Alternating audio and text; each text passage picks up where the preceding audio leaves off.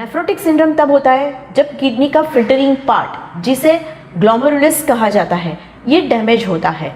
These are the tiny blood vessels जो blood में आए हुए वेस्ट और एक्सेस वाटर को फिल्टर करता है और ब्लेडर में भेजता है एज यूरिन।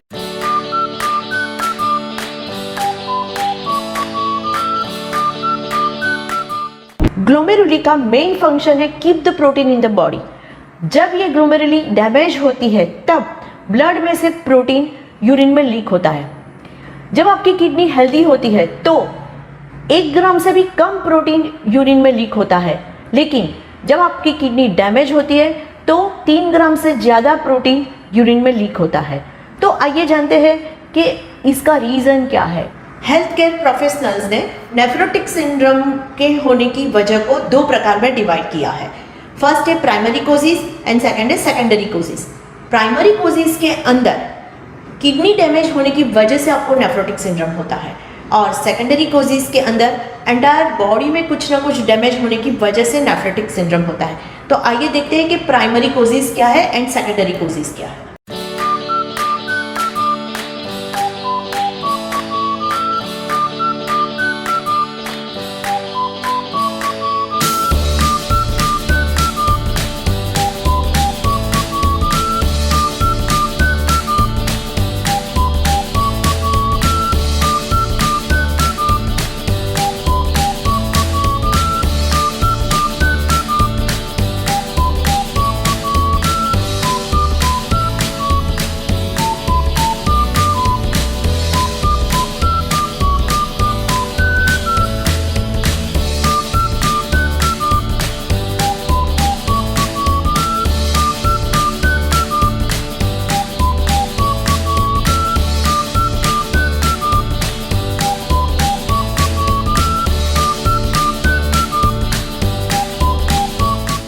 इस डिसीज के 3 ऐसे सिम्टम्स है कि जिसकी वजह से हम अर्ली स्टेज में नेफ्रोटिक सिंड्रोम को डायग्नोस कर सकते हैं, और वो है पफी आइज, आपकी आंख के आसपास पानी का भरना, सूजी हुई आंखें लगना, आपके पैरों के एंकल में सूजन आ जाना, और तीसरा जब आप यूरिन पास करने जाते हो और फ्लश करते हो तो उसमें फोम क्रिएट होना, जिसे हम फोमी यूरिन कहते हैं।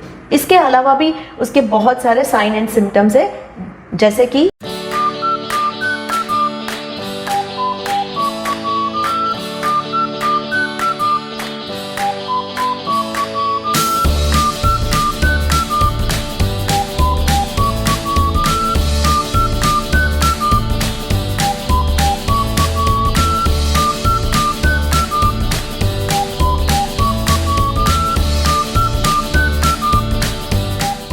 हम सब जानते हैं कि प्रोटीन हमारे बॉडी के लिए कितना इम्पोर्टेंस है।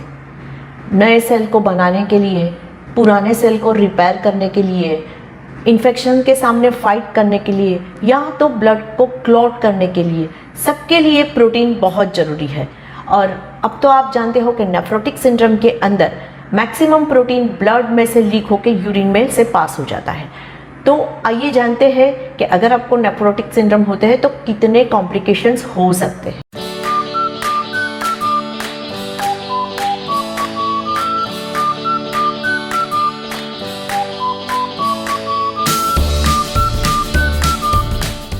चलिए अब बात करते हैं डाइट की। इस डिजीज के अंदर डाइट प्लान करना इतना इजी नहीं है।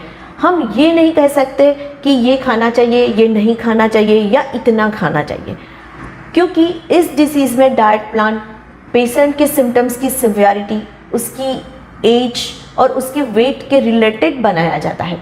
तो अगर आपको नेफ्रोटिक सिंड्रोम है तो आपको पर्सनलाइज्ड डाइट प्लान बनाना चाहिए। इसके अलावा जो कॉमन फैक्टर आपकी डाइट में आपको ध्यान में रखने हैं, आइए देखते हैं कि वो क्या है।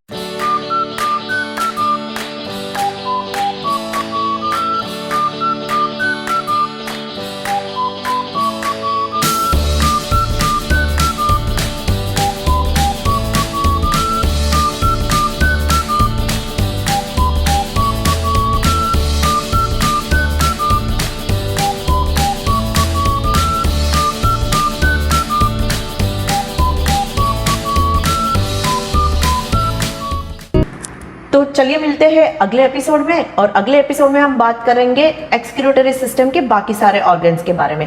तब तक के लिए stay connected with me, stay connected with परिचय न्यूट्रिशन क्लिनिक, क्योंकि लाइफ अभी बाकी है। Thank you.